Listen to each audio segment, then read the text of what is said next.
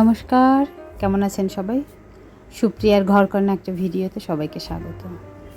সকালবেলায় আমার বাগানের দিকে একটু আসছি। এখন তো আমার বাগানে আসা হয় না, গাছগুলো নষ্ট হয়ে যাওয়ার পরে মনেই চায় না এদিকে আসতে, কিন্তু তারপর আজকে আসলাম।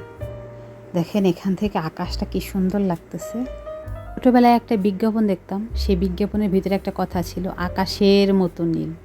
আজ সেই আকাশটা দেখা যাচ্ছে, আকাশের মতো নীল। শুকনো মরিচ আছে, মরিচগুলোর উপরে না কেমন একটা সাদা সাদাই পড়ে গেছে। তো আমি এটাকে এখন ধুয়ে রোদ্রে শুকাই আনি। যদি বুঝি ভালো থাকবে না তাহলে এটাকে গুঁড়ো করে ফেলবো। বলেন এটা কোনো কথা হলো? বিশ্বাস করে বলা হয় যে শুকনো মরিচ দেন, আর তারা প্যাকেটের মধ্যে কি দিয়ে দেয়। আমার না মানুষের প্রতি না আস্তে আস্তে বিশ্বাসই উঠে যাচ্ছে, কাউকে আমার আর বিশ্বাস হয় না। প্রচণ্ড পরিমাণে চকমক রৌদ্র উঠছে। যেমন কাপড় চোপড় ধুয়ে দিছি, তেমন কিছু ড্রাই স্পাইসেস ছিল, এগুলো ধুয়ে দিছি।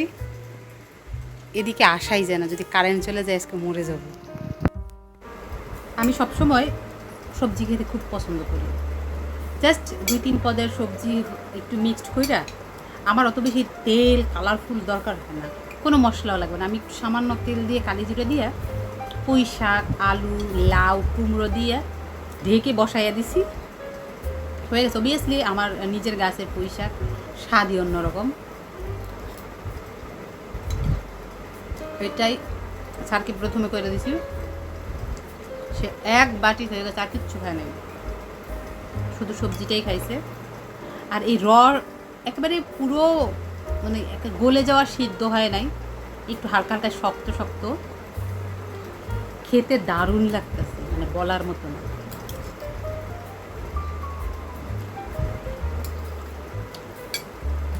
যারা খেতে পছন্দ করে তাদের তো এটা ওটা খেতে খেতে তেল মশলা খাওয়াই হয়ে যায়।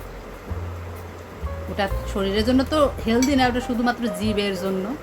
কিন্তু আমি খেতে হেভি পছন্দ করি, কিন্তু আমার জিভের জন্য আমি কোনোভাবেই না কন্ট্রোল করতে পারি। তো যখন আমি সুযোগ পাই এরকম একটু খাবার খেতে, এটাকে অনেকে ফাঁকিবাজি বলবে, কিন্তু এটা আমার খুব পছন্দের একটা খাবার, এটা আমি খেয়েই ফেলি। তখন না আপনাদের বললাম কি সুন্দর রৌদ্র উঠছে, অঝরে বৃষ্টি হচ্ছে। তো আমি আমার ইনডোর প্লান্টগুলো এখন বৃষ্টিতে রাখবো, বৃষ্টিতে ভিজলে ভালো হবে।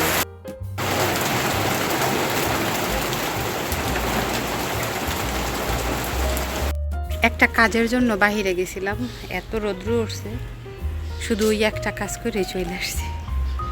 আধা ঘন্টা সময় লাগছে, প্রচণ্ড গরম, ভালো লাগতেছে না। বাইরে থেকে আসার পরে যে গরমে আমার পাগল করে ধরছে, আমি আর কোনো ভিডিও করিনি, কোনো রকমে মাকে একটু খাইয়ে আমি একটু খেয়েছি। অফিস থেকে স্যার আসছে, সে বলতেছে যে আমার প্রচণ্ড পরিমাণ ঠান্ডা লাগতেছে, কাশি আসতেছে, আমার একটু চা দাও। আদা দিয়ে একটু চা দিলাম, 2 টুকরো বিস্কিট দিলাম সাথে। এটা কি বলেন তো? এটা হচ্ছে আমার দই পাতার পাত্র। আমার ইলেকট্রিক দই মেকার আছে, বাট ওটাই করি না।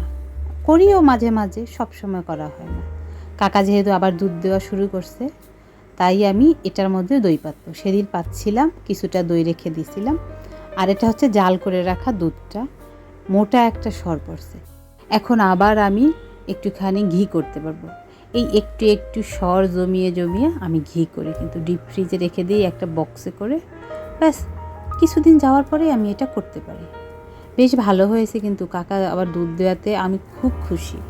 একেতেই আমি দুধ খেতে বেশি পছন্দ করি না, তারপর ওই যে বাজার থেকে যে কিনে আনি দুধটা প্যাকেটে করে, ওটা আমার একদমই ভালো লাগে না, আড়ঙের দুধ যেটা থাকে। এই তো হয়ে গেছে আমার, এইভাবে আমি সুন্দর করে রেখেবো, সারা রাত থাকলে সকালবেলা একেবারে জমে দই হয়ে যাবে। আমার আরেকটু কাজ আছে, অন্য একটা কাজ নিয়ে বসবো। কিছুটা আটা মেখে রাখছিলাম, ওই যে কি যেন বলে, ডোনাট করার জন্য একটুখানি ইস্ট দিয়ে এটাকে মেখে রেখেছিলাম। আর এরপরে অনেক কাজ করলাম, আমি যে শুধু একটা কাজ করি তা কিন্তু না। দুধটা জাল করছিলাম, তার উপরে রাখছিলাম এই আটা মাখার পরে, কারণ ওই ডোনাট করার জন্য আটাটা ফার্মেন্টিং হতে হয়, তাতে অনেক সময় লাগে, অতটা সময় আমার কাছে নাই। তো আমি প্রায় 20 মিনিটের মতো গরম দুধের উপর বা গরম জলের উপর রাখলে ওটা খুব দ্রুত হয়ে যায়। ব্যাস এই যে ছোটো ছোটো করে গ্লাস দিয়ে কেটে নিচ্ছি, এক পাশে কাটছি, এক পাশে তেলের মধ্যে দিচ্ছি। এটা খেতে হেব্বি লাগে। আগে আমাদের বাড়িতে থাকতে বানাইতাম। আর আমার শাশুড়ি যেহেতু এটা সেটা একটু খেতে পছন্দ করে, তার জন্য বানিয়ে রাখলাম যাতে সকালবেলা উনি আরামসে খেতে পারে। এখন বানিয়ে না রাখলে সকালবেলা কি করে খাবে বলেন? সকালবেলার জন্য এত টাইম নিয়ে রাখার মানে রান্না করার মতো তেমন সময় আমি পাই না। আর উনি হচ্ছে একটু নিত্য নতুন খাবার হলে নিজের ভালো লাগে, কেউ আসলে আবার সেটা দিতে বলে, এটা অনেক বেশি ভালো লাগে আমার। আর যেহেতু এই খাবারগুলোকে সাথে উনি আগে কখনোই পরিচিত ছিলেন না, দেখছেন কিন্তু কখনোই খায় না, বাহিরের খাবার উনি আসলে খায়ই না বললেই চলে। ব্যাস এই জন্যই আমার করা। আমি এখানে গোল্ডেন ব্রাউন করে ভেজে নিচ্ছি। আর করলাম এমন একটা সময়, জানেন, রাতে সবার খাওয়া দাওয়া হয়ে গেছে তখন করতেছি। উনি তো আর এখন খেতে পারবে না, বেশি কিচ্ছু খেতে পারে না, একটু বেশি কিছু খেলেই অসুস্থ ফিল করে, তার জন্য আমি আর জোর করি না। কালকে সকালবেলা খাবে, কিন্তু হ্যাঁ গরম গরম খেলে তার আলাদা একটা স্বাদ। 2টা ব্যাস হবে। আর প্রথমে একটু নষ্ট হয়েছে সেটা আর দেখালাম না, কারণ এক একটা ভিডিওর পিছনে যে কী ইতিহাস থাকে সেটা আমরা সবাই জানি। আমার ভিডিওতে কিছু আপুরা আছে, কিছু দিদিভাইরা আছে, তারা বলে যে আমার কথা অনেক সুন্দর। সবাইকে অনেক ধন্যবাদ। সবার কমেন্ট ধরে ধরে বলা সম্ভব না, তাতে না মন খারাপ হয়ে যায়। আমিও তো সবাইকে কমেন্ট করি, তার ভিডিও দেখার সময় আমার কমেন্টটা না পড়ে আমার খুব মন খারাপ লাগে। সেম সবার এরকম লাগে, তাই আমি সবার কমেন্ট ওভাবে নাম ধরে বললাম না। তাই তারা বলে আমার কথা নাকি অনেক সুন্দর। আসলে আমাদের তো তেমন কিছুই থাকে না, কিছুটা জিনিস থাকে যেটা দিয়ে মানুষকে মুগ্ধ করা যায়। তো কথাটুকুই আমার আছে, আপনাদের ভালো লাগে, এই জন্য আমার অনেক অনেক অনেক ভালো লাগে সেই মেসেজগুলো পড়ে। দোয়া করবেন যাতে যতদিন বেঁচে আছি আপনাদের সাথে যেন ভালোভাবে কথা বলে যেতে পারি। কথা ছাড়া আর তেমন কিছুই নাই। আর এই প্রথম দিকে যে কয়েকটা করছিলাম সেটা অন্যভাবে করতে চাইছিলাম, সেগুলো দেখতে না একটু অন্যরকম হয়েছে, সেগুলোকে রাডি করা হয় না। ওগুলোকে আমি খেয়ে ফেলবো আর এইগুলো মাকে দেবো। খুব স্পঞ্জি হয়েছে। এতে অনেক লোকজন থাকলে কোনো কিছু বানাইলে সবাই মিলে একসাথে খেলে তার মজা কিন্তু অন্যরকমই হয়। এটা আমি আগে একবার তৈরি করছিলাম। তৈরি করা খুবই সহজ, খেতে দুর্দান্ত, বলার মতো না। আমি ভাবি নাই যে এত ভালো হবে। একেবারে নরম, গরম গরম খেলে উপরে একটু ক্রিস্পিনেস আছে। এর উপরে যদি একটু মেল্টেড চকলেট দিয়ে খাওয়া যায়, পুরো ডোনাট হয়ে যাবে। ফ্লেভারটাও দারুণ।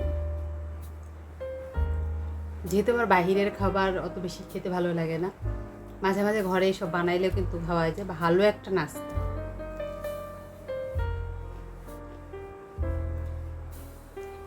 সবার তো রাতে খাওয়া দাওয়া হয়ে গেছে, নতুবা এটা ভালোই চলতো।